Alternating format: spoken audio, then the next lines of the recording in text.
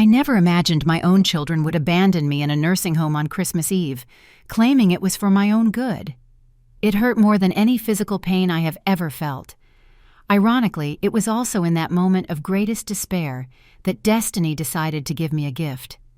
The forgotten lottery ticket in my pocket wasn't just a piece of paper. It was the beginning of a new life, and the lesson my children would never forget. But before I continue, make sure you're subscribed to the Elderly Stories channel. We love knowing how far our stories are reaching. My name is Sarah. I am 73 years old, and 6 months ago, everything I knew as life collapsed. After my husband Arthur passed away, I continued living in the house we built together over 4 decades. Our home was never luxurious, but it had the essentials. Lots of love memories on the walls, and a garden I cared for with devotion. I realized something was wrong when my 2 children, Richard and Linda, started visiting me more frequently. At first, I was happy with the renewed attention. Richard would come with his wife Mary and their 2 teenage children. Linda would show up with her husband David. The visits always ended with conversations about how I was getting older, how the house was too big for me alone, and how worried they were. "Mom, what if you fall when you're alone? What if you have a health problem in the middle of the night?" they insisted. I would answer that I was fine, that I could still take care of myself. I would show them my immaculate garden as proof that my abilities were intact. They would exchange glances that I pretended not to see. I didn't tell them about the money. Arthur and I saved our whole lives, and when he left an insurance policy that guaranteed me comfort and security. Our children never asked about it, and I never mentioned it. Maybe that was my mistake. The week before Christmas, Richard showed up alone. He was smiling. He talked about celebrating Christmas Eve together, about how wonderful it would be to have the whole family together. "We'll pick you up tomorrow, Mom. Wear something nice. We're going to give you a special surprise." I agreed, excited at the prospect of a family Christmas after spending the last year alone.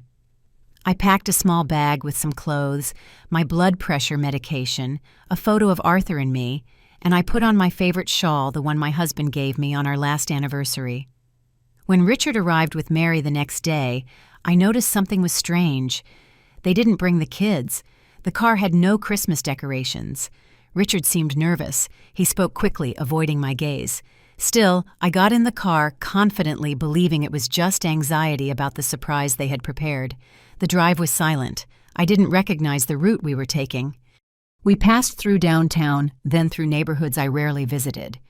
Finally, we stopped in front of an exposed brick building with a discreet sign. Serene Meadows Senior Living. My heart sped up. "Richard, what are we doing here?" He sighed deeply before answering. "Mom, we talked about this. You can't be alone anymore. They're going to take very good care of you here." "We never talked about this." My voice trembled. "You said we were going to spend Christmas together."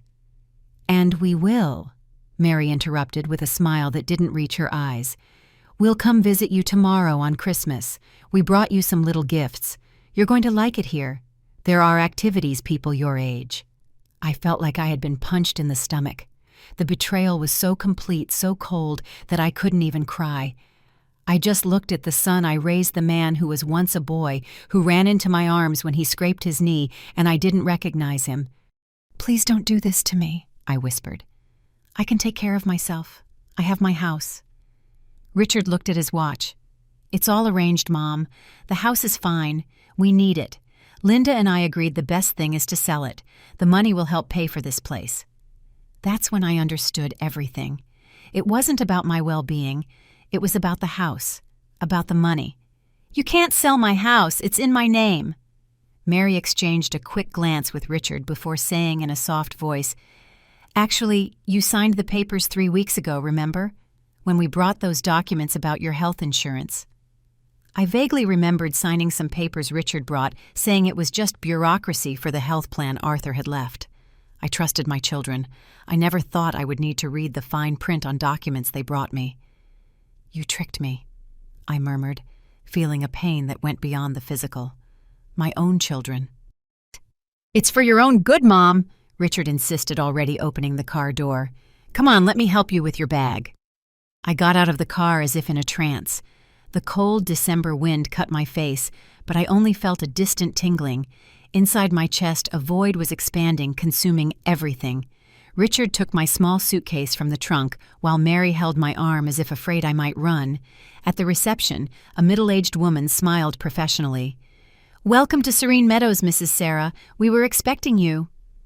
Richard filled out some forms while I remained silent. There was nothing to say. When he finished, he turned to me with a forced smile. "All set, Mom. Everything is fine. We'll come visit you tomorrow, I promise." I didn't answer. He gave me a quick kiss on the forehead. Mary waved from a distance. And then they left, returning to the warmth of the car, returning to their lives, leaving me behind like a burden they had finally gotten rid of. The employee led me down the hall to a small room with 2 beds. One of them was occupied by a woman sleeping soundly.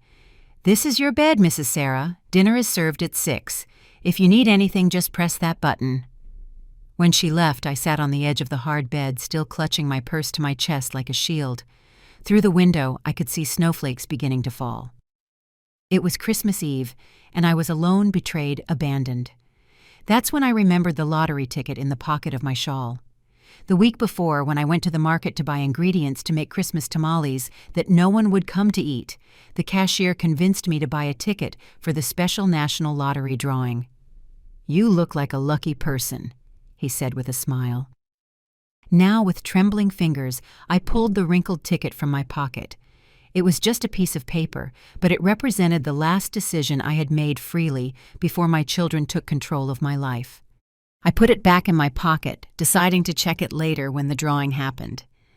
That night, lying in a strange bed, listening to the breathing of my unknown roommate, I cried silently.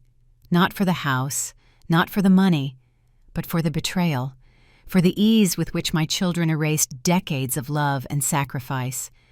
I fell asleep thinking of Arthur, wishing he were there to tell me what to do, to hold me in his strong arms and assure me that everything would be okay. But Arthur was gone, and I was alone. The next morning, Christmas Day, I woke up to the sound of the television in the common room. A few people were gathered there watching the morning news. I didn't want to join them, but I also didn't want to be alone with my dark thoughts. I shuffled in, trying to look less miserable than I felt.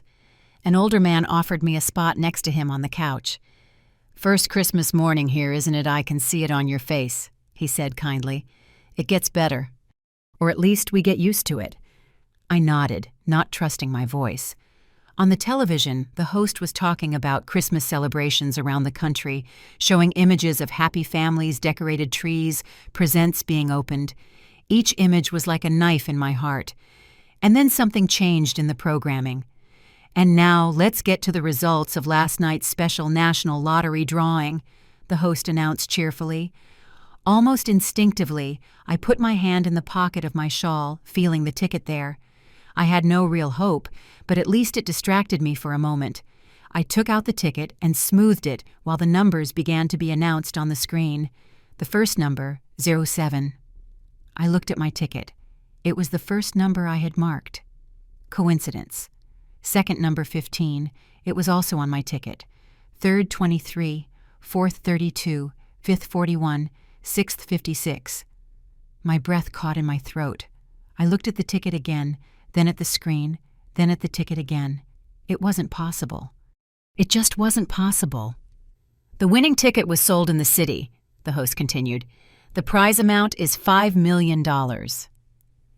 $5 million. All the numbers matched. The ticket was bought in the city where I lived. My entire body began to tremble. The man next to me looked at me with concern. "Ma'am, are you all right? You're pale." I couldn't answer. I just showed him my ticket, my hand shaking so much I could barely hold it. His eyes widened as he checked the numbers. "My God," he whispered. "You won. You won the lottery." When luck knocks on the door, $5 million. The number echoed in my mind like an impossible mantra. I, Sarah, 73 years old, abandoned in a nursing home on Christmas Eve, was now a millionaire. The irony was so absurd that I almost laughed through my tears. The old man next to me, who I later found out was named Anthony, was the first to react. "We need to protect this," he whispered, helping me fold the ticket carefully. And we need to tell the administration. You can't keep this here without security." I nodded, still in shock. Anthony called one of the caregivers, a young woman named Clara, and explained the situation. She initially thought we were confused until she saw the ticket and verified the numbers on her cell phone. "Holy," she murmured. "It's true. She really won." The next few hours passed in a whirlwind. The director of the home was called, documents were signed, calls were made. An employee from the National Lottery came to the home to verify the ticket, confirming its authenticity. "We will need Mrs. Sarah to come to the lottery headquarters tomorrow to begin the claim process," she explained. "Bring your documents." "We will ensure everything is done correctly." I agreed, still stunned. The director of the home, who had barely noticed my arrival yesterday, was now extremely solicitous. "Mrs. Sarah, we can provide transportation and escort, whatever you need. We want to ensure your safety and comfort." I looked at him, seeing clearly through the sudden kindness. Yesterday I was just an abandoned old woman. Today I was a valuable client. "Thank you," I replied dryly, "but I already have help." I looked at Anthony, who nodded in silent agreement. He understood what the others didn't see, that it wasn't about the money, but about the dignity that had been stolen from me. Meanwhile, the news began to spread. The local press found out that the winning ticket belonged to an elderly woman recently admitted to a nursing home. Reporters started calling, wanting the story. The director tried to control the situation, but it was too late. Around noon, a local TV station van was parked outside. A young reporter managed to get inside and found me in the common room. "Mrs. Sarah, I'm Patricia from Channel 7 News. We would love to interview you about your incredible luck, winning the lottery on Christmas Day." My first impulse was to refuse. I never liked attention. But then I thought about my children. I thought about how comfortable they must be in my house right now, perhaps even toasting to their success in getting rid of the inconvenient mother while taking possession of my assets. "Yes," I replied, surprising myself. "I'll do the interview, but I want to tell the whole story." Patricia seemed thrilled. They quickly set up a small area for the recording. I sat in the wheelchair they insisted I use for the interview, even though I could still walk perfectly with the winning ticket in my hands. "We are live in 3, 2, 1, the cameraman indicated.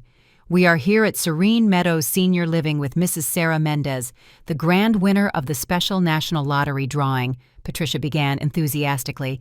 "Mrs. Sarah, how are you feeling about this surprising win?" "I'm feeling a lot of things, Patricia. Mainly because yesterday on Christmas Eve my children brought me to this nursing home against my will after tricking me into signing documents, transferring my house to their names." Patricia's smile faltered, but she was a professional. "Are you saying you were abandoned here by your children?" "Exactly." I confirmed, feeling a strength grow inside me. "They told me we were going to celebrate Christmas together. Instead, they left me here, informing me they would sell my house, which I built with my late husband over 40 years, to pay for this place." Patricia was clearly in shock, but she also sensed she had a much bigger story on her hands than she expected. "And the lottery ticket." I showed the paper to the camera. "I bought it last week before I knew what my children were planning. It was in the pocket of my shawl when they brought me here. This morning, I saw the drawing on television and found out I won $5 million. This is extraordinary." Patricia seemed to be searching for the right words. "And what do you plan to do now?" I thought for a moment before answering. "First, I'm going to get my house and my dignity back. After that, well, let's just say I have plans to ensure other seniors don't go through what I went through." The camera continued rolling as I recounted details of how I was deceived, how my children had planned everything, how I felt when I realized I was being abandoned on Christmas Eve. I didn't shed a single tear. I spoke with clarity and firmness, looking directly at the camera. "You mentioned your children. Do they know you won the lottery?" I shook my head. "Not yet, but I'm sure they're watching now." I looked directly into the camera. "Richard, Linda, I hope you're enjoying Christmas in my house. Make the most of it, because things are going to change starting tomorrow." When the interview ended, Patricia squeezed my hand with genuine emotion. "Mrs. Sarah, your story is incredible. If you need anything, please contact us." I thanked her and watched the TV crew leave, knowing my message was on the air, reaching every corner of the city, including the living room of my house where my children were probably frozen in shock right now. I didn't have to wait long.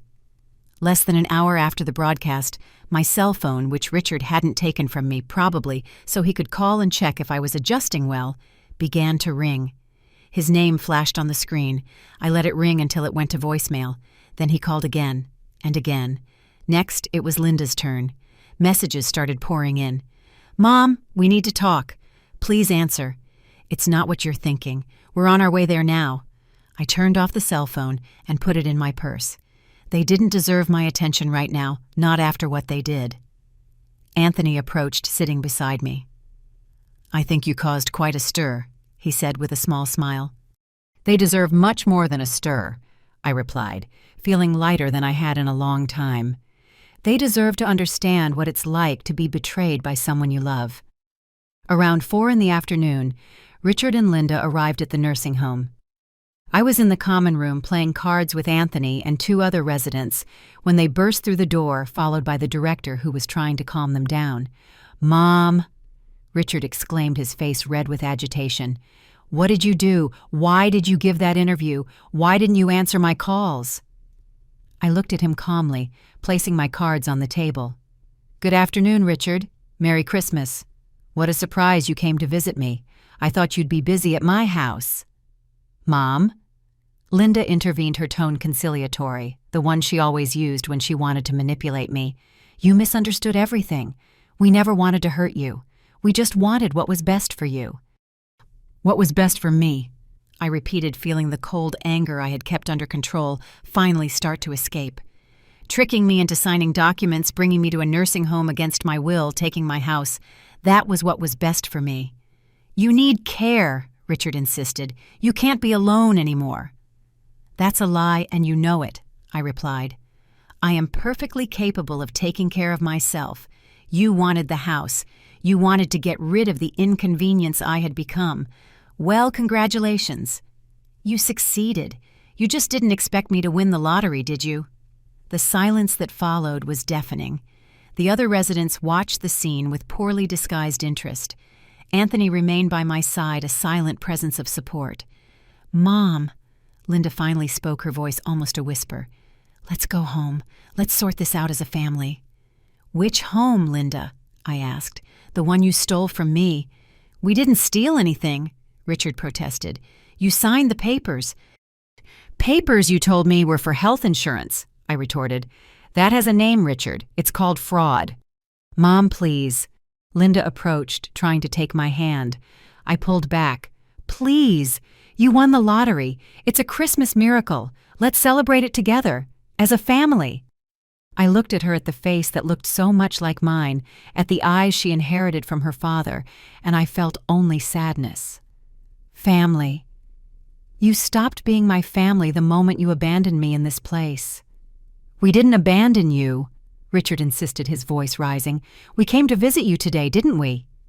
"After you found out I won the lottery," I corrected. "It's funny how money changes everything, isn't it?" The director of the home, who was watching the scene with growing discomfort, finally intervened. "Perhaps it's best to continue this conversation in private. I can make my office available." "That won't be necessary," I replied, standing up. "I have nothing more to say to my children today. Tomorrow, I will be at the National Lottery to collect my prize, and after that, I will be with my lawyers to reverse the fraudulent transfer of my house." "Mom, please." Richard seemed desperate now. "We can work this out. We're family." "Family doesn't abandon family on Christmas Eve," I replied simply, turning to leave the room. "You made your choice yesterday. Now you're going to have to live with the consequences." I walked down the hall toward my room, feeling their gazes on my back, hearing Linda start to cry, and Richard arguing with the director. For the first time since I arrived at that place, I walked with my head held high. Not as a victim, but as someone who had finally reclaimed her power. Inside the room, I sat on the bed and allowed a single tear to roll down. Not of sadness, but of relief. The worst was over. The betrayal, the pain, the abandonment. From now on, I was in control of my life again. And that $5 million, Well, I already knew exactly what I would do with it. My children thought they were getting rid of a useless old woman. They had no idea they had just created their worst adversary. The morning after Christmas dawned clear and cold. I woke up early, even before the sun fully lit the room.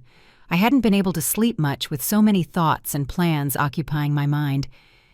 Next to my bed, the cell phone I had turned back on showed dozens of missed calls and messages, all from Richard and Linda, all ignored. I took a shower, put on the same clothes I had arrived in, the only ones I had with me, besides pajamas, and I waited. At 9, a soft knock on the door revealed Clara, the caregiver. "Mrs. Sarah, there's a lawyer in the reception asking for you. He said you called him." I smiled. "Yes, thank you. I'll be right out to see him." The night before, after my children finally left, not without trying a few more emotional manipulations, I asked Anthony to lend me his cell phone. I called a number I had kept in my memory for years, that of Dr. Edward Miller, the lawyer who handled all of my and Arthur's legal affairs. He answered, surprised to hear my voice, and even more surprised to hear where I was and what had happened. "I'll be there tomorrow at 9, he promised without hesitation, and there he was right on time. Edward looked exactly the same as always. Gray hair, well-combed, impeccable suit, leather briefcase under his arm. When he saw me, however, his professional expression gave way to genuine concern. "Sarah," he said, taking my hands, "I saw you on television yesterday. I could hardly believe it. How are you?" "Surviving," I replied. "Thank you for coming so quickly." "You should have called me the moment this happened," he gently chided me. "You know I've always been available to you." I was in shock, I admitted, and to be honest, ashamed. I never imagined my own children. He squeezed my hands. "You don't need to explain. I'm here now and we're going to fix everything. First, we need to go to the lottery office to claim the prize. After that, we have a lot of work to do." I nodded. Edward got a taxi, refusing the director's offer to use the home's car, and we left together. On the way to the National Lottery, Edward explained the plan. "I reviewed the documents you said you signed. If you genuinely believed you were signing health insurance papers, we have a solid case for fraud. We will reverse the transfer of the house without a doubt. As for the lottery prize, I will ensure it is deposited into a secure account that only you can access." Arriving at the lottery office, we were received efficiently. The case had gained notoriety. The abandoned old woman who won the lottery, and the employees seemed eager to help.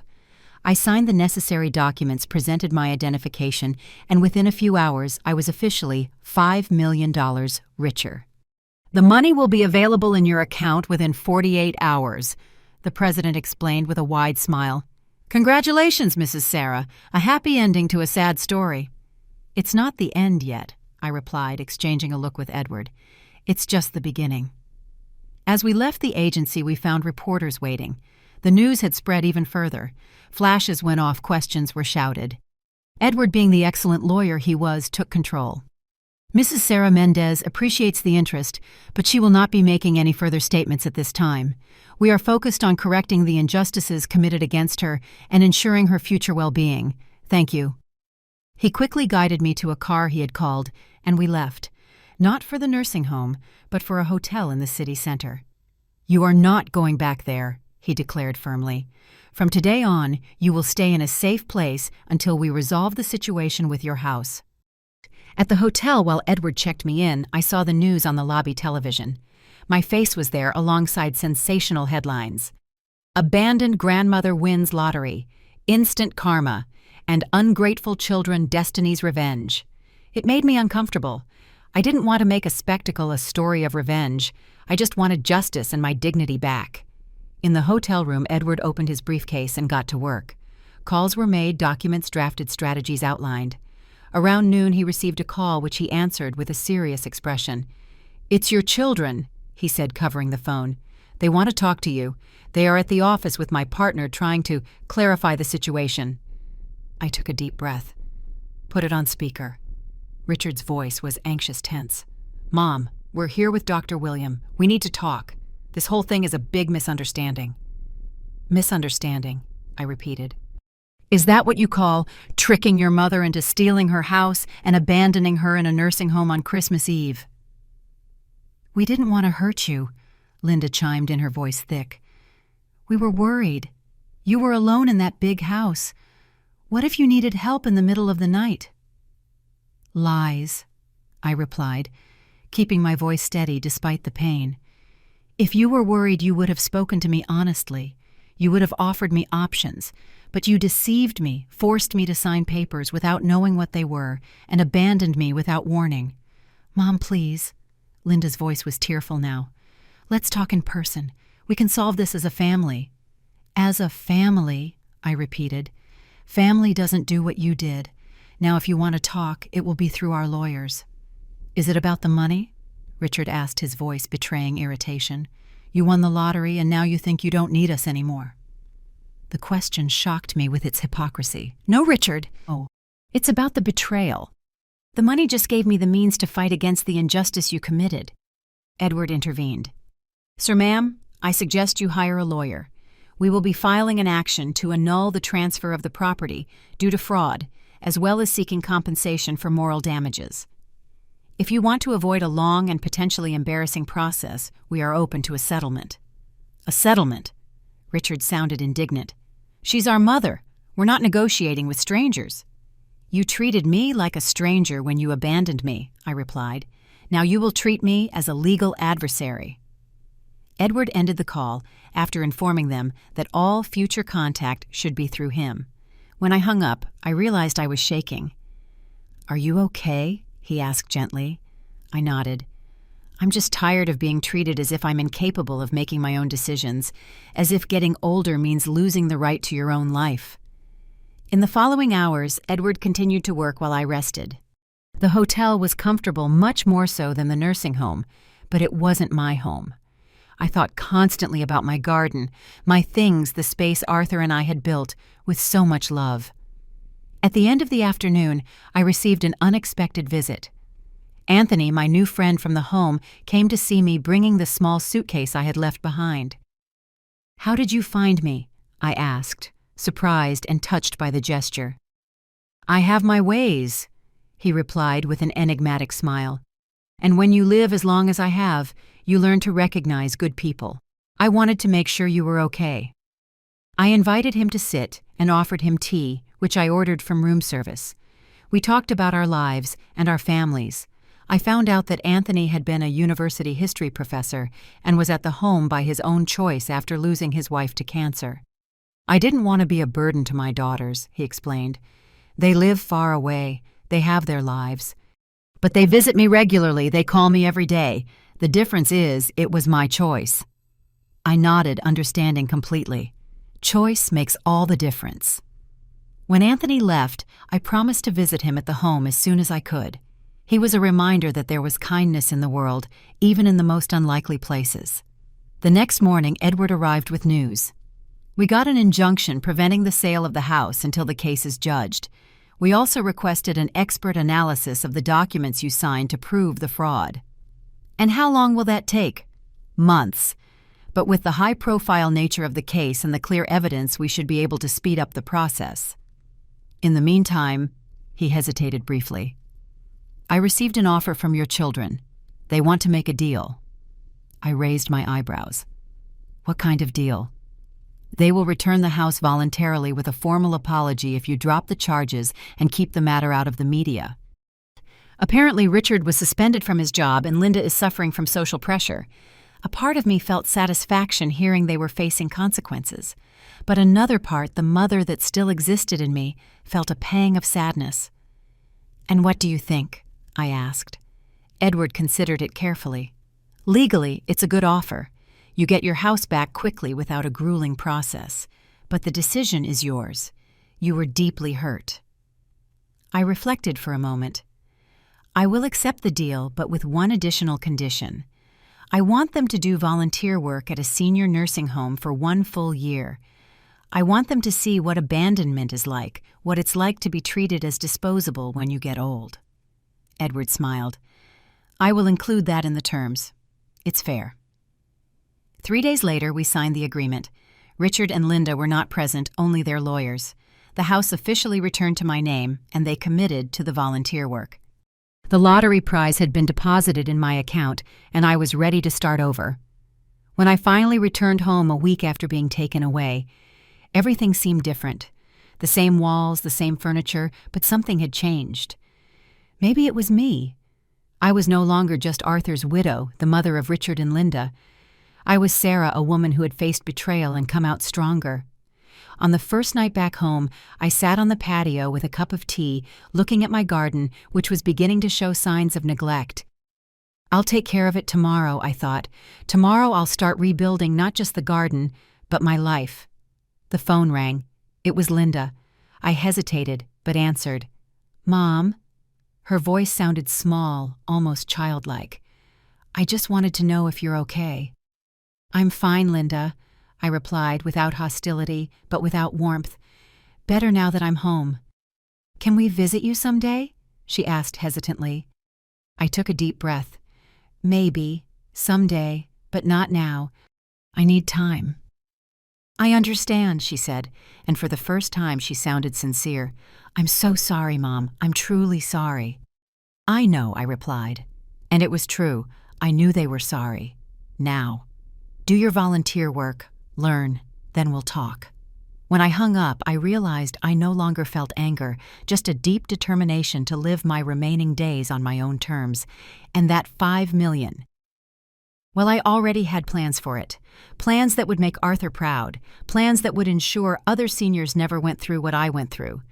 Destiny had given me a second chance, and I had no intention of wasting it. A month passed since I returned home. A month of reorganization, of healing, of planning. The lottery money was safe in the bank, growing with interest, while I decided exactly how to use it. I resumed my routine with renewed pleasure. Gardening in the morning, reading in the afternoon, short walks around the neighborhood at dusk. My neighbors, who had seen the whole story on television, now greeted me with an almost reverent respect. The abandoned old woman who turned the tables had become a kind of local celebrity. Edward came to visit me regularly, not just as a lawyer, but as a friend. It was during one of those visits that I finally shared my plan with him. "I want to create a foundation," I announced as I served tea on the patio. "A foundation to help vulnerable seniors, especially those at risk of abandonment or abuse." Edward nodded, approving the idea. "It's a noble project, Sarah. It's quite ambitious." "I have money and time," I replied with a smile, "and more importantly, I have motivation. No one should go through what I went through." In the following days, we worked on the details. The New Dawn Foundation, a name chosen to symbolize the rebirth I myself was experiencing, would be dedicated to providing free legal assistance to seniors, creating dignified assisted living programs, and promoting awareness about the rights of the elderly. "I want it to be a legacy," I explained to Edward, "something that continues long after I'm gone." "It will be," he guaranteed, "and I can help with all the legal and structural parts." A week later, I received an unexpected call. It was Anthony, my friend from the nursing home. "Sarah," his voice sounded urgent, "you need to come to Serene Meadows. They're closing the place down. All the residents are being transferred to public institutions, many of questionable quality." My heart tightened. What happened? The owner went bankrupt. After the scandal with your case, many families pulled their relatives out of here. The place's reputation was ruined. I felt a pang of guilt despite knowing I had done nothing wrong. "I'm on my way now." I called a taxi, and in less than an hour I was back at the nursing home. The place looked different now, emptier, gloomier. Employees were packing things. The residents seemed confused and scared. I found Anthony in the common room, talking with other seniors, trying to calm them. "Sarah," he exclaimed when he saw me, "it's a good thing you came. I spent the entire afternoon there, listening to stories, comforting people, taking notes. Many like me had been left there by families who no longer wanted to care for them. Others had chosen the place for the quality of service, which despite everything was better than many alternatives." At the end of the afternoon, I asked to speak with the director. He received me in his office, visibly dejected. "Mrs. Sarah," he began awkwardly, "I hope you understand that what happened with you was regrettable, but not representative of our services." I interrupted him with a gesture. "I didn't come to talk about the past. I came to talk about the future. I heard the home is closing." He nodded, discouraged. Unfortunately, the costs are high. The number of residents dropped drastically after the incident with you. We have no way to continue. And what if you had an investor? I asked directly. Someone interested in buying the place and transforming it into something better. His eyes widened in understanding. Are you suggesting? I'm suggesting we could talk business, I confirmed. I have plans for a foundation focused on seniors. This place could be the first project. After a long conversation about numbers, conditions, and visions for the future, I left the office with a preliminary agreement. I would buy Serene Meadows, I would completely renovate it, and transform it into the headquarters of the New Dawn Foundation. When I shared the news with Anthony and the other residents, the reaction was one of relief and hope. I promised that no one would be removed, that the quality of service would only improve, and that together we would create a model of how seniors should be treated, with respect, dignity, and autonomy. On the way out, I ran into Clara, the caregiver, who had been kind to me during my days at the home. "What you're planning is wonderful," she said with sincerity. "Many of these elderly people have nowhere else to go. You are saving lives." "I'm just doing what should be done," I replied, "and I'm going to need good people like you to make this dream a reality." Back home, I called Edward and shared the news. He was enthusiastic but cautious. "It's a big step, Sarah. Are you sure you want to take on this responsibility?" "I've never been more sure of anything in my life," I replied. "It's as if everything, the betrayal of my children winning the lottery, meeting those people, everything led me to this moment, to this purpose." In the following months, I immersed myself fully in the project. Serene Meadows was bought, reformed, and reopened as the New Dawn Community Center. The facilities were modernized, the staff was expanded and trained, and new programs were implemented. I created different types of care: permanent residence for seniors who needed constant care, temporary residence for those in medical recovery, and a day center for seniors who still lived with their families but needed companionship and activities during the day. Anthony became my right-hand man, using his academic experience to create educational and cultural programs for the residents. Clara was promoted to care coordinator, training the team with the values of respect and empathy that I admired so much in her. Within 6 months, the center was already recognized as a benchmark in elderly care. Newspapers and magazines wanted to do reports on the transformation on the abandoned old woman who used her fortune to help others in the same situation. It was during one of these interviews that I received an unexpected visit. I was in the center's garden, newly inaugurated, and inspired by my own garden at home, when I saw Richard and Linda approaching, hesitant. They looked different. Richard seemed to have aged years in just a few months, and Linda was thinner with visible dark circles under her eyes. Both seemed nervous, out of place. "Mom," Richard spoke first, his voice low, "the place looks incredible. What you've done here is extraordinary." "Thank you," I replied, maintaining my composure. It was the first time I had seen them since the day they abandoned me. "Are you fulfilling the agreement, doing the volunteer work?" They nodded. Linda explained. "We're working at a public nursing home on the east side twice a week, as we agreed." "And how is the experience?" I asked, genuinely curious. Richard looked down. "Hard. Eye-opening. I never understood how seniors are treated, how invisible they are to so many." "How we almost made you invisible." Linda completed, her voice thick. "Mom, there are no excuses in the world for what we did, but we want you to know that we are truly sorry and that the work at the home is changing us." I looked at my children, the same ones I had raised with so much love, whom I had taught values, whom I had supported in every step of their lives. I saw the regret in their eyes, the shame, but also something new: understanding. "Regret is the first step," I replied finally. "Real change comes with actions, not words." "We know," said Richard. "And that's why, in addition to the mandatory volunteer work, we've started a support group for families of seniors to help them understand the challenges, to find solutions that don't involve what we did." Oh, I was surprised by the initiative. That is, admirable. It was Linda's idea, Richard admitted. She realized that many families are overwhelmed, not knowing how to care for elderly relatives, and end up making desperate decisions. It's not an excuse, Linda hurried to add. Nothing justifies what we did, but we want to transform our mistake into something positive. We stood in silence for a moment, just the sound of the wind in the leaves and the distant voices of the residents filling the air. Then I made a decision. Would you like to see the center? See what we're doing here? Their faces lit up with hope. Nodding, they followed me as I showed them the facilities, explaining each program, each innovation, designed to preserve the dignity of the elderly.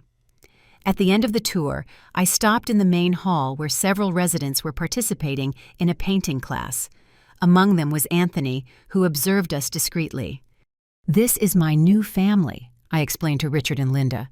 People who accept me as I am, who value my experience, who respect my choices. Here I found a purpose that goes beyond just being a mother or a widow. We understand, Linda said with tears in her eyes. And we're glad you found it, even if we were the worst children in the world. I sighed. You weren't the worst. You were humans who made a terrible mistake. The question is, what are you going to do from now on? When they left, I watched them from the window. I didn't know if I would ever be able to forgive them completely, if our relationship would ever go back to what it was. But there was a beginning of healing there, a possibility of redemption. Anthony approached, placing a hand gently on my shoulder. Your children, I nodded. They came to see what we're doing here. And what did you think of the meeting? I thought for a moment. You know, Anthony, when I won the lottery, I thought the universe was compensating me for the betrayal. Now I see it was something more. It was an opportunity to transform pain into purpose. He smiled. And you seized that opportunity magnificently. That night, sitting on the patio of my house, I realized that the loneliness I had feared so much after Arthur's death no longer existed. I had a new family now, not of blood, but of choice. And I had a greater purpose that filled me with energy every morning. The lottery money hadn't just given me financial independence. It had given me the chance to redefine who I was and what I wanted to leave for the world. Sarah, the woman who transformed abandonment into strength betrayal, into purpose pain, into healing. And that was worth much more than $5 million. A year after the inauguration of the New Dawn Center, the foundation had already expanded beyond my wildest dreams. What started as a single renovated nursing home now included 3 units in different areas of the city, serving more than 200 seniors. The model we created based on respect, autonomy, and quality of life began to attract the attention not only of the media, but of politicians and specialists in public policy for the elderly. We were changing the perception of aging one person at a time. On a spring afternoon, while working in the office, I set up at the Foundation's headquarters. I received a visit that would once again change the course of things. Anthony entered, accompanied by an elegant woman I recognized immediately, the city's Secretary of Social Welfare. Sarah, Anthony began, visibly excited. Dr. Lucy came to see our work personally and has an interesting proposal. Dr. Lucy extended her hand with a warm smile. Mrs. Sarah, it's a pleasure to finally meet you. I have been following the extraordinary work of the New Dawn Foundation. We talked for over an hour. The secretary explained that the City Council was reviewing its policies for the elderly and wanted to incorporate some of the innovations we had implemented in our units. What you have achieved here is revolutionary, she commented, looking around the cozy and dignified space we had created. Public nursing homes are overcrowded with precarious infrastructure and an outdated approach. We would like to establish a partnership. The proposal was bold. The City Council would offer land and part of the financing for the New Dawn Foundation to expand its operations, implementing its model in public institutions. In return, we would share our methodology training and quality standards. It's an opportunity to impact the lives of thousands of seniors, not just those who can pay for private care, Dr. Lucy explained. I looked at Anthony, who nodded enthusiastically. Think about it, Sarah. It's the opportunity to systematize what we've learned to create structural changes. I accepted the proposal on the spot. In the following months, we dove into intense work.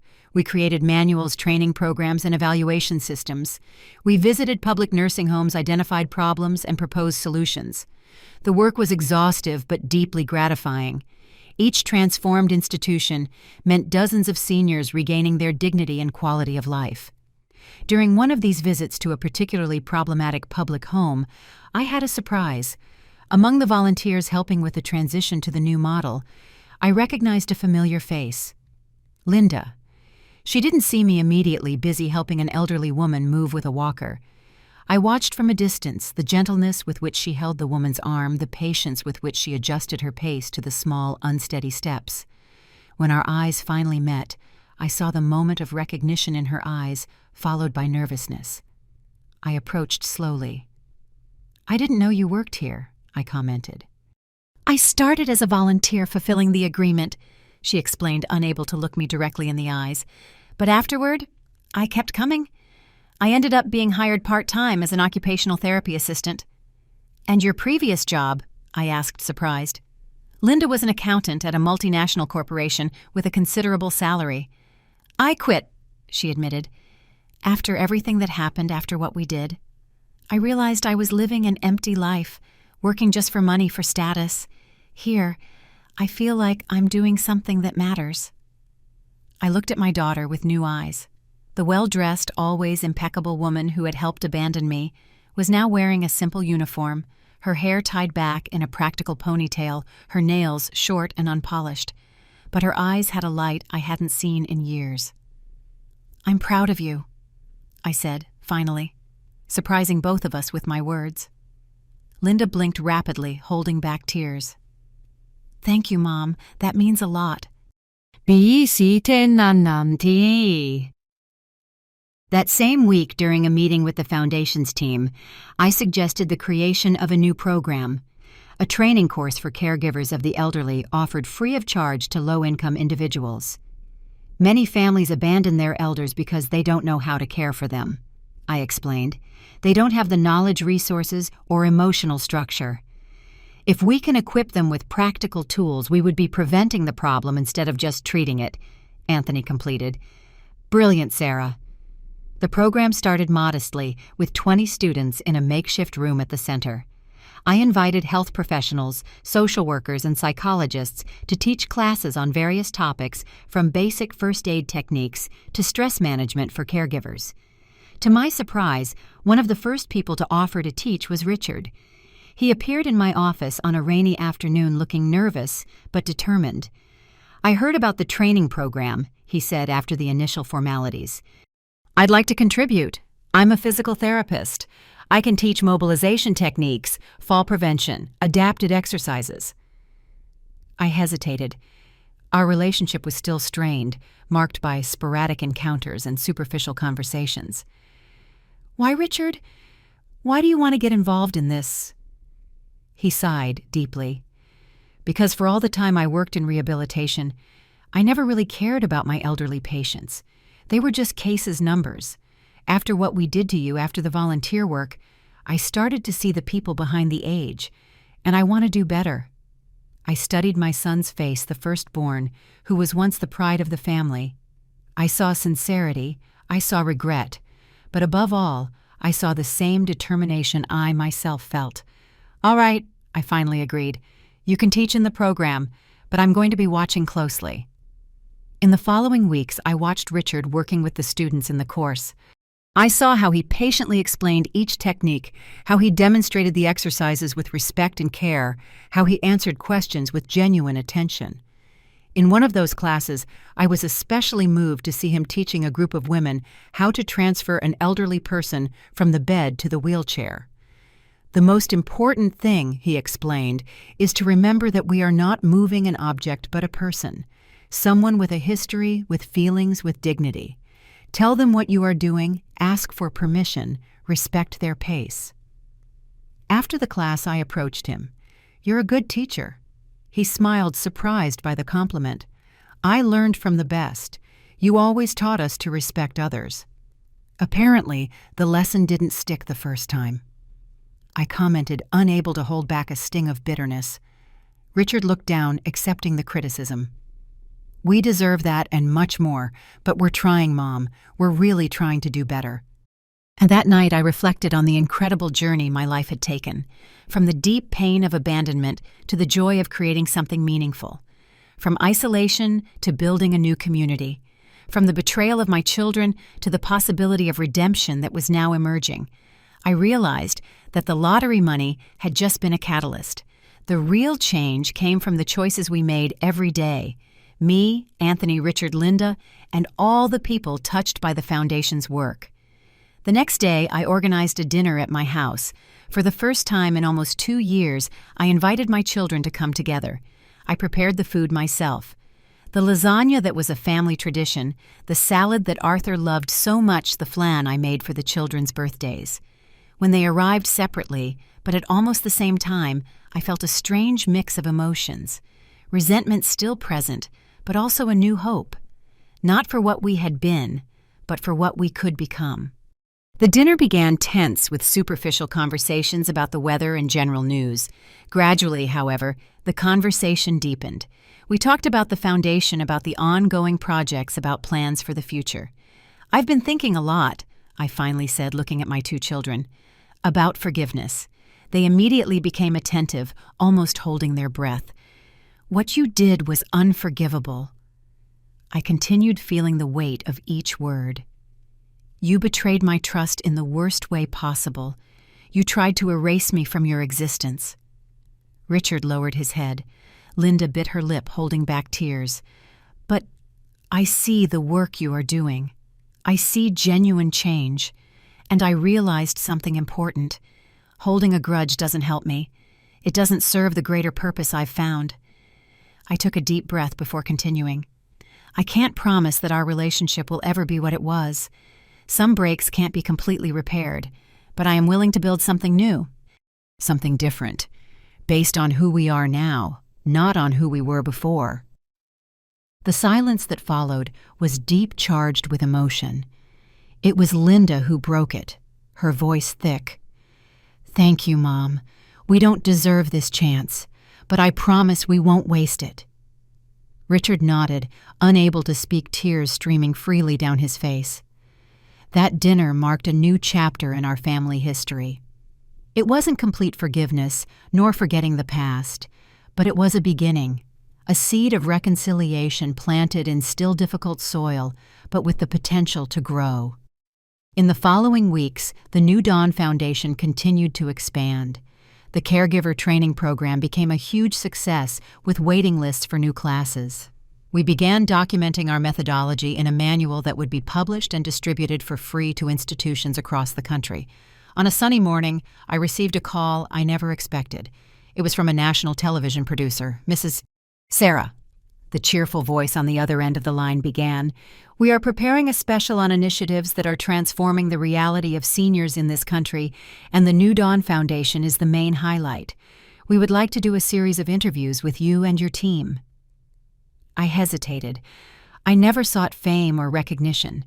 The foundation was about the work, not about me. "I understand your hesitation," the producer continued, sensing my silence. "But think about the positive impact. Your story can inspire other people, other cities to implement similar changes." I consulted Anthony and Edward before making a decision. Both were unanimous. The national visibility would be beneficial not only for the foundation, but for the cause of seniors as a whole. "Besides," Anthony added with a smile, "who better than you to talk about rebirth in old age?" The film crew arrived 2 weeks later. They spent days documenting the center's operations, interviewing residents, employees, and families. The main focus, however, was my personal story: the betrayal, the lottery, the transformation of pain into purpose. "Did you ever think about just enjoying the money?" the reporter asked during my main interview. "Traveling, buying a beach house, living luxuriously after everything that happened?" I smiled. "You know I did. For a brief moment, I considered buying a huge house with a pool and sending pictures to my children, showing how happy I was without them." I laughed at my own confession, but I realized that would just be an elaborate form of revenge, and revenge keeps you trapped in the past, in the pain. I wanted freedom. I wanted a future. "And did that future include your children?" the reporter asked carefully. I glanced to the side where Richard and Linda were watching the interview, having agreed to participate as well. That future included forgiveness. Not necessarily forgetting, but the ability to move forward. My children are doing their part to repair what they did, not just to me, but to the community. The interview continued, touching on all aspects of our journey. We talked about the challenges of caring for seniors, the transformation of public nursing homes, the training program. At the end of the day, as the crew was packing up, the reporter approached me again. "Mrs. Sarah, in my entire career interviewing people, I have rarely seen someone with so much light. You transformed a personal tragedy into a movement that is changing lives. How did you do it?" I reflected for a moment before answering. "I think it was because I understood I had two choices: languish in bitterness or flourish through the pain. And I realized that at 73 I still had a lot to give, a lot to live for." I paused. "Do you know what's most ironic? If my children hadn't abandoned me, if I hadn't won the lottery, I would probably be at home right now tending my garden, living a small, comfortable, but small life." "So you don't regret what happened?" "I don't regret how I responded to what happened," I corrected. "The betrayal hurt. It still hurts when I think about that cold night, that feeling of being discarded. But I am grateful for what I built from it." The documentary aired 2 months later in prime time. I watched it with a small group of people who had become my new family: Anthony, Edward, Clara, some residents from the center, and yes, Richard and Linda. Seeing my story on the big screen, narrated with sensitivity and respect, was a surreal experience. The documentary didn't portray me as a victim, but as a resilient woman who transformed adversity into opportunity. It also didn't paint my children as complete villains, but as people who made a terrible mistake and were working hard to redeem themselves. The program's impact was immediate and overwhelming. The next morning, our phone wouldn't stop ringing. People from all over the country wanted to know more about the foundation, wanted to contribute, wanted to implement similar programs in their cities. Authorities from other municipalities contacted us, interested in partnerships. Companies offered donations. Universities proposed collaborative research. A week after the broadcast, we held an emergency meeting with the entire foundation team. The potential for expansion was enormous, but we needed structure, organization, and careful planning. "We can create regional hubs," Edward suggested, "adapt the model for different realities, train local teams. And we need to ensure that quality is not compromised," Anthony added. "Growing is good, but not at any cost." In the midst of the meeting, I received unexpected news. The Ministry of Social Welfare had made contact proposing a partnership to implement the New Dawn Foundation's model as a national public policy for the elderly. When I shared the news, the room exploded in applause and tears of joy. Our local work could potentially impact the lives of millions of seniors across the country. That night alone at home, I sat on the patio with a cup of tea, as I used to do in simpler times. I looked at the starry sky and thought of Arthur. He always said that everything in life happens for a reason, even the most painful things. "You were right, my love," I whispered to the stars. Who would have thought that at 73 I would begin the greatest adventure of my life? I thought about how it all began, with an act of betrayal so painful I thought I wouldn't survive, with a forgotten lottery ticket that changed everything, with a decision to transform pain into purpose. And now, less than 2 years later, I was at the forefront of a national movement. I had a new family, not just my children in the process of redemption, but an entire community of people committed to the same vision. I had a purpose that filled me with energy every morning. Life had given me not just a second chance, but a new beginning, a rebirth that proved it's never too late to start over, to define who we are, to leave a legacy that transcends our own existence. 3 years passed since that cold night I was abandoned in the nursing home. 3 years of intense work, of personal growth, of building a legacy I never imagined possible. The New Dawn Foundation now has a presence in 15 states, with more than 50 centers following our methodology. Our caregiver training program had graduated over 3,000 people, many of them now employed in our own units or taking their knowledge to homes and institutions across the country. I continued as president of the board, participating in strategic decisions and serving as an ambassador for the cause. But my day-to-day life was much quieter, divided between my garden, which had become a small oasis of peace, my books, which I finally had time to read, and regular visits to the original center, where I had made dear friends among the residents. On an autumn afternoon, while working in my office at the Foundation's headquarters, Anthony entered with a worried expression. "Sarah, did you see the time? We have a meeting with the ministry team in 20 minutes. I looked at the clock and sighed. "Sorry, Anthony. I lost track of time reviewing these reports." He came closer, observing the piles of documents on my desk. "You're working too much. We need to distribute these responsibilities better." "I'm fine," I insisted, although I felt the weariness in my bones. "There's still so much to do." Anthony looked at me with that mix of affection and concern that had become characteristic of our friendship. "Sarah, you built something extraordinary. It's time to trust that others can carry part of that burden." I thought about his words during the meeting with the ministry representatives. We discussed expanding the program to more remote regions of the country, the challenges of adapting to different cultural realities, the necessary resources. Suddenly, I felt a sharp pang in my chest. I tried to ignore it, but the pain intensified, radiating down my left arm. My vision began to blur. "Sarah." Anthony's voice sounded distant. "Are you okay?" I tried to answer, but the words wouldn't come out. The last thing I saw before the darkness was my friend's worried face calling for help. I woke up in a hospital room, the steady beep of heart monitors in the background. Richard was by my side, holding my hand. When he realized I was awake, his face lit up with relief. "Mom, thank God." "How do you feel?" "Like I was hit by a bus," I replied, my voice weak. "What happened?" "You had a heart attack." He explained, the professional tone of the physical therapist mixing with the concern of the son. "It wasn't severe thanks to the quick response, but the doctor says it's a warning. You need to slow down."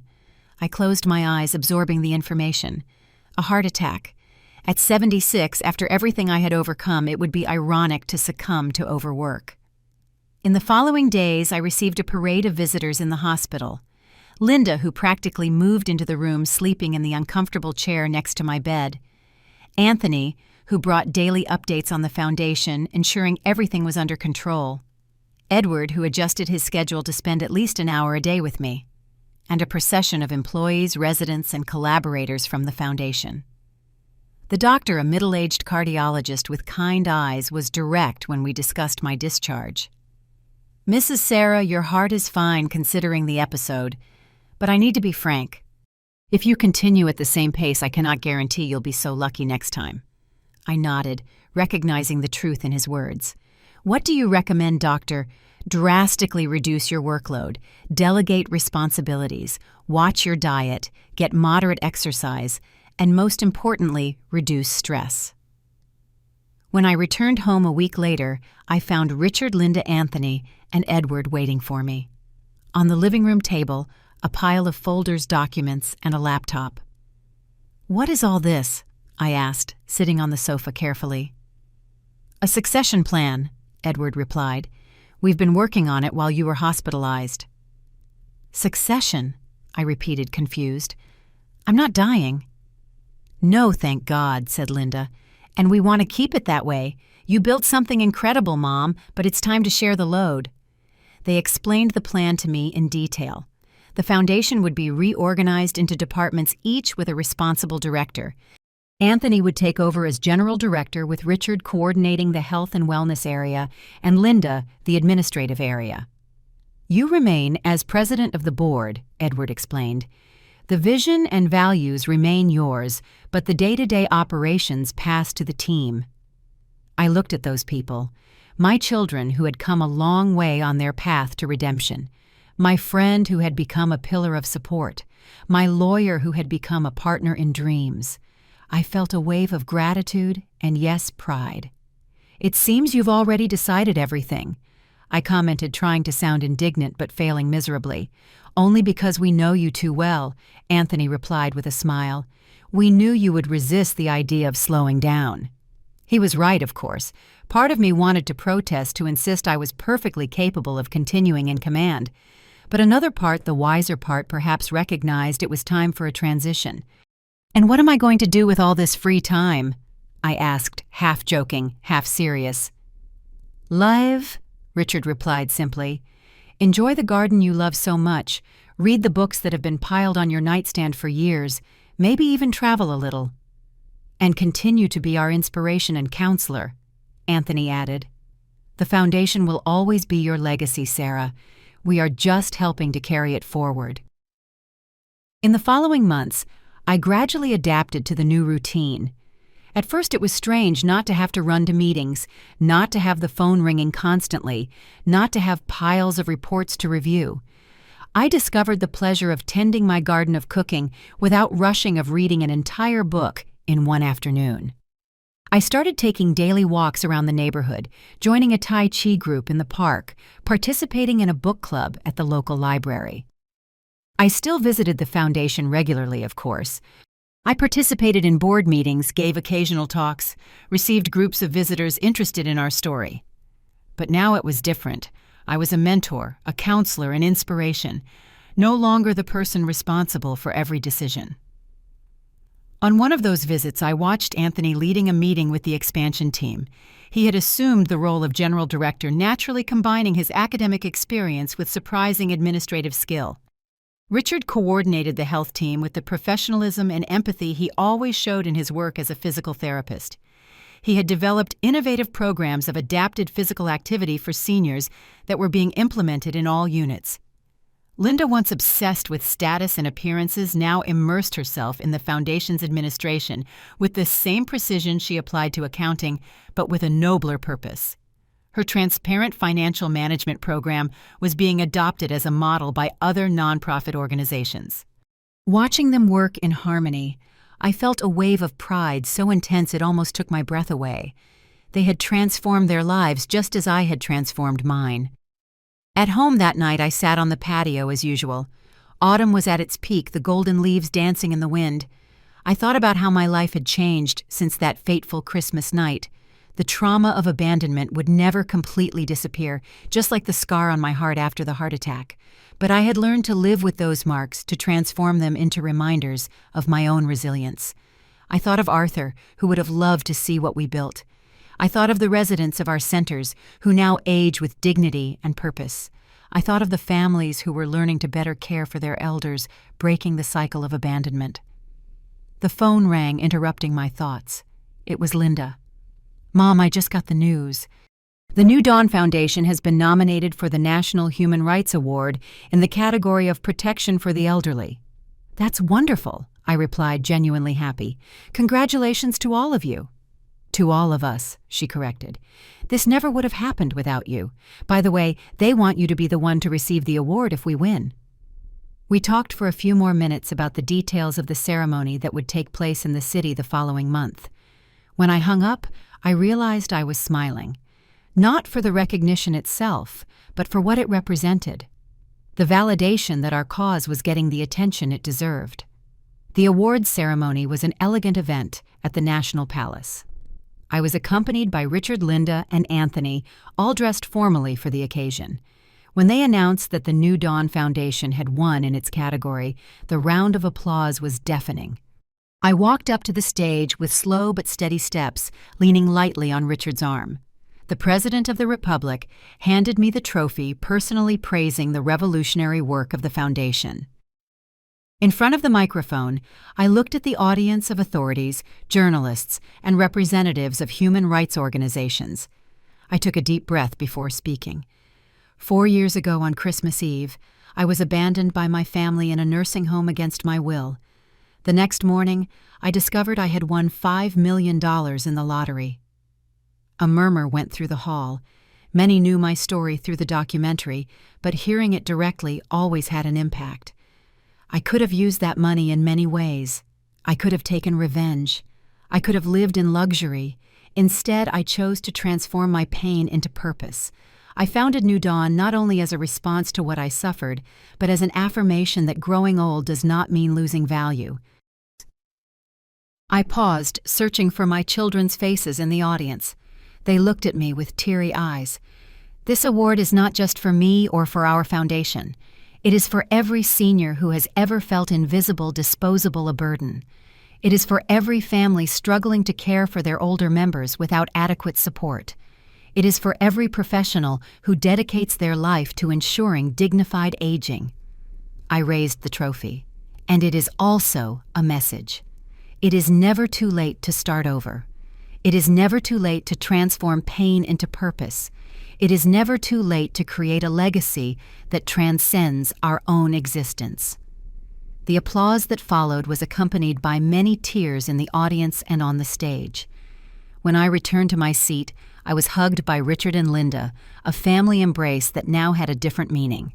Not of possession, but of partnership. That night, staying in an elegant hotel in the capital, we celebrated with a private dinner. Toasts were made, stories were shared, plans for the future were excitedly discussed. At a certain point, Anthony raised his glass in my direction, to Sarah, who taught us that true wealth is not in the money we earn, but in the purpose we find. Everyone toasted, and I felt a wave of gratitude so intense I could barely respond. When I finally found the words, I looked at that small group that had become my chosen family. To each of you, who helped me transform the worst moment of my life into the beginning of the best phase of it. That night, lying in the hotel bed, I reflected on the extraordinary journey I had lived over the past 4 years. From cruel abandonment to the construction of a national legacy. From family betrayal to the formation of a new family based not on blood, but on shared purpose. The lottery money had been the catalyst, yes, but the real transformation came from within. From the decision not to succumb to bitterness, to choose purpose over revenge, to believe that even at 73 with a broken heart there was still a path to follow. I fell asleep with a smile on my lips, at peace with the past and hopeful for the future. Sarah's legacy was not just the building's programs or policies, but the message my life now carried, that from our greatest pains can come our greatest purposes if we have the courage to transform betrayal into a new beginning. 5 years after that fateful Christmas Eve, my life had transformed in ways I could never have imagined. At 78, I had found a balance that had eluded me for so long. Between work and rest, between memory and hope, between biological family and chosen family. The New Dawn Foundation continued to grow and evolve under the competent leadership of Anthony with the support of Richard and Linda. We now had 80 centers spread across the country, serving more than 5,000 seniors. Our caregiver training program had become a national reference, with material translated and being implemented in neighboring countries. I continued as president of the board, participating in strategic decisions and serving as an ambassador for the cause. But my day-to-day life was much quieter, divided between my garden, which had become a small oasis of peace, my books, which I finally had time to read, and regular visits to the original center, where I had made dear friends among the residents. On a spring morning, while having coffee on the patio, watching the flowers I had planted months before, I received an unexpected call. It was from the Secretary of Social Welfare's office. Mrs. Sarah, the secretary, would like to invite you to a meeting in the Capitol next week. It's a matter of extreme importance related to national policy for the elderly. I accepted the invitation, intrigued. We had already established a solid partnership with the ministry, which had adopted many of our methodologies. What else could be on the agenda? I informed Anthony about the invitation, and he decided to accompany me. On the plane ride, we discussed possibilities. Maybe they want to expand the program even further, Anthony speculated, or implement some new guideline. Whatever it is, I replied, I'm curious to find out. The secretary received us in his office with great cordiality. After the initial greetings, he got straight to the point. Mrs. Sarah, Mr. Anthony, I called this meeting to discuss something I've been considering for some time. As you know, the issue of population aging is one of the biggest challenges our country will face in the coming decades. We nodded, aware of the demographic data showing the rapid aging of the population. The work of the New Dawn Foundation has been revolutionary, the secretary continued. You established a model that works, that preserves dignity, that creates community. And now I would like to propose something even more ambitious. He explained that the government was considering a complete reformulation of policies for the elderly, including the creation of a new federal agency dedicated exclusively to this issue. And we would like you, Sarah, to lead this effort as the National Secretary for the Elderly. The proposal took me completely by surprise. I looked at Anthony, who seemed as stunned as I was. Mr. Secretary, I'm flattered, I replied carefully. But I am 78 years old, and after a heart attack 2 years ago, I promised my family and myself that I would reduce my work pace. The secretary smiled. I understand perfectly, and we don't expect you to work alone. We would have a full team at your disposal. Your role would be primarily advisory and strategic, bringing your experience and vision to guide the national implementation of what you have already done so successfully at the Foundation. I promised I would consider the proposal carefully and discuss it with my family and team before making a decision. On the return trip, Anthony and I debated the pros and cons. It would be an extraordinary opportunity to amplify our impact, to truly transform the reality of seniors across the country. But it would also mean new responsibilities, frequent travel, extensive meetings. What does your heart say, Sarah? Anthony finally asked. I reflected for a moment. It says I want to help. I want to make a difference on a national scale. But it also says I need to be realistic about my age and health. What if we could find a middle ground? He suggested. You accept the position, but with clear conditions about workload, remote work when possible, and with a strong team to execute your guidelines. The idea began to seem more viable. When we got home, I called an expanded family meeting, Richard, Linda, Edward, and Anthony, to discuss the proposal. I think you should accept, Richard said, surprising me, but with rigorous limits to protect your health. Agreed, Linda added. It's an opportunity to consolidate everything we've built to ensure it continues, even after, she hesitated. Well, that it continues forever. From a legal standpoint, Edward intervened, we can draft an agreement detailing your working conditions, ensuring there's no overload. Anthony nodded. And I can take on more responsibilities at the Foundation, so you can focus on this new role.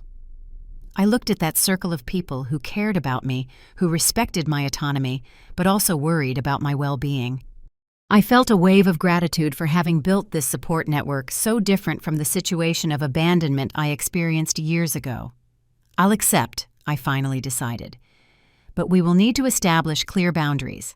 3 days of work per week, maximum virtual meetings whenever possible, and a review of the agreement every 6 months to ensure it still works for everyone. A month later, I officially took office as the National Secretary for the Elderly. The inauguration ceremony was widely covered by the press, many highlighting the symbolism of a 78-year-old woman who had been abandoned by her family in old age, now leading the national policies for the elderly. It's like closing a circle, a journalist commented during an interview, from victim to advocate, from abandoned to leader. I prefer to think of it as opening a new circle, I gently corrected, because this story isn't about me. It's about ensuring that other seniors have the support, resources, and respect they deserve. The work at the Secretariat was challenging, but deeply gratifying. I led the creation of a new regulatory framework for long-term care institutions, established guidelines for active aging programs in municipalities, and coordinated the formation of a national network of community centers inspired by the New Dawn Foundation model. My team was exceptional. Young professionals passionate about the cause, specialists with decades of experience, and even some seniors who brought the perspective of living the issues we discussed. We worked in sync, respecting my limits on time and energy, but making the most of my experience and vision. At home, on the days I didn't go to the Secretariat, I followed the Foundation's work from a distance. Anthony had completely taken the reins with Richard and Linda, consolidating their leadership positions. The transition we had made was smoother than we expected. On a Sunday morning, while having my morning coffee on the patio, I received an unexpected visit. It was Mary Richards' ex-wife, accompanied by my 2 teenage grandchildren, Louis and Julia. I hadn't seen them in almost 5 years since the day of the abandonment.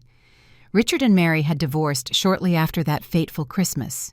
He never went into details, but I understood that the scandal and shame had been the final blow to an already fragile marriage.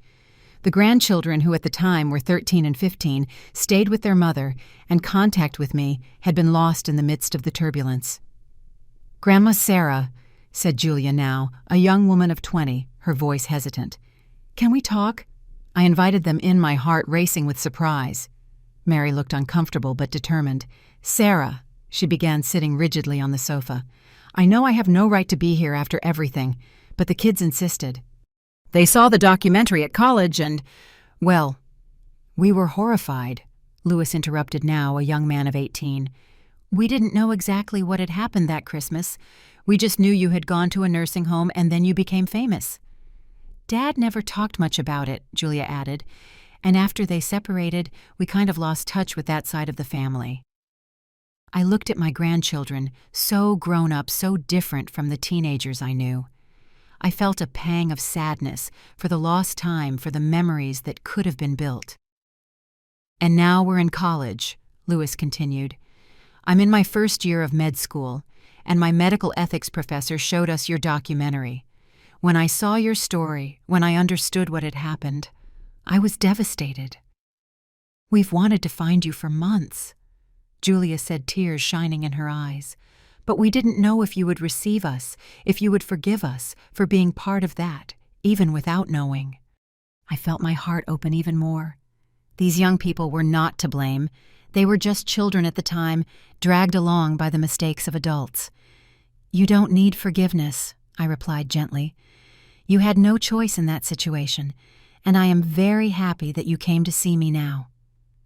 Mary, who had remained silent, finally spoke. "I am also to blame. I supported Richard's decision. I thought we were doing what was best, but I was wrong. So wrong. I saw your work with the foundation from afar. I saw everything you built, and I felt deep shame for our role that night."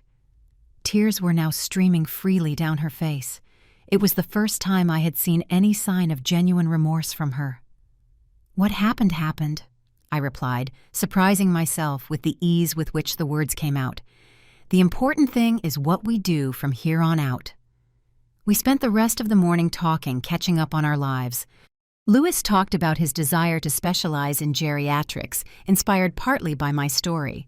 Julia, a social sciences student, was interested in public policies for vulnerable populations. When they left, we exchanged phone numbers and promises of new meetings. The reconciliation that had begun years before with my children now extended to another generation, closing a cycle I didn't expect to complete. That night, I reflected on how my life had changed since that moment of betrayal. From abandonment in a nursing home, a national foundation emerged. From the pain of being discarded, a purpose was born that helped thousands of people. From the family that rejected me, an expanded circle of relationships emerged, some of blood, others of choice, all meaningful. The following years brought new challenges and joys. The work at the Secretariat resulted in concrete changes in national policies for seniors. The New Dawn Foundation continued to grow under the competent leadership of Anthony, Richard, and Linda. My grandchildren became regular presences in my life. Louis eventually did an internship in the Foundation's health department, and Julia developed her master's thesis on the impact of our policies. At 80, I decided it was time to retire completely from formal positions. I left the National Secretariat for the Elderly and the Foundation's board, passing the torch to younger but equally committed people. "I'm not abandoning the cause," I explained during my farewell party. "I'm just changing my way of contributing. From now on, I will be a storyteller, sharing what I learned, inspiring others to continue this essential work." And so I did. I began to write my memoirs, to give occasional talks to receive students and researchers interested in my journey. My home became an informal meeting point for discussions about aging purpose and personal transformation. On a quiet autumn afternoon while writing in my garden, I received a visit that would close another circle. It was an elderly woman leaning on a cane, accompanied by a caregiver. It took me a few seconds to recognize her. It was my roommate from that first night in the nursing home 5 years earlier. "Mrs. Teresa?" I asked, unsure. She smiled, nodding. "The one and only Sarah. It took me a while, but I finally came to visit you." I found out that Teresa had followed my journey through television and newspapers. When her son decided to transfer her to another nursing home, she insisted on seeing one of the new Dawn Foundation centers. "I live in the South Zone Center now," she explained proudly. "It's a wonderful place. I have my own room, I participate in activities, I make new friends. And all because of your courage in transforming that terrible night into something so positive." That visit moved me deeply. Seeing that my work had directly impacted someone who witnessed my most vulnerable moment was a form of closure I didn't know I needed. As I grew even older, I began to think about the true meaning of legacy. It wasn't just about buildings, programs, or policies, although all those were important. It was about the lives touched, the mindsets transformed, the possibilities opened for people who previously felt invisible. On my 82nd birthday, I received a special surprise. The foundation team had compiled a video with testimonies from dozens of residents of our centers, employees, family members, and even authorities who had worked with us. One of the most moving testimonies was from a 90-year-old woman, a resident for 3 years at one of our centers. "Before coming here, I was just waiting to exist until I died," she said, looking directly at the camera. "Now at 90, I am living. I have friends, I have purpose, I have dignity." And all this because one woman transformed her own tragedy into hope for all of us. Thank you, Sarah, for giving me a reason to wake up every day. I watched the video with tears in my eyes, surrounded by my expanded family. Richard and his new wife Linda, and her husband, my now adult grandchildren, Anthony, Edward, and several dear friends I had made along this extraordinary journey. Looking at those beloved faces, I reflected on the incredible path I had traveled. From the deep pain of abandonment to the transcendent purpose I had found. From the $5 million I won in the lottery to the thousands of lives I helped transform. I never imagined on that cold Christmas Eve that the worst experience of my life would become the catalyst for the best phase of it. That the forgotten ticket in my pocket wouldn't just be a financial prize, but the beginning of a journey of redemption, purpose, and legacy. Life gave me a second chance. And I seized it not only to reinvent my own existence, but to create a better path for so many others walking the same path of aging. As the party continued around me, I closed my eyes for a moment and visualized Arthur, my husband, my partner of so many years. I imagined he would be proud of the woman I became after his passing, of the strength I found in adversity, of the purpose I discovered in pain, of the legacy I built from abandonment. In my 82 years of life, I had learned that destiny sometimes has a peculiar sense of humor, that our greatest falls can lead to our most significant ascensions, and that it is never ever too late to start over. The lottery ticket my children didn't know I had the prize that transformed the abandoned old woman into a force for change was just the beginning of the story. The real treasure was discovering that even in the darkest moments, there is always the possibility of a new dawn. And this dawn for me had transformed into a glorious day.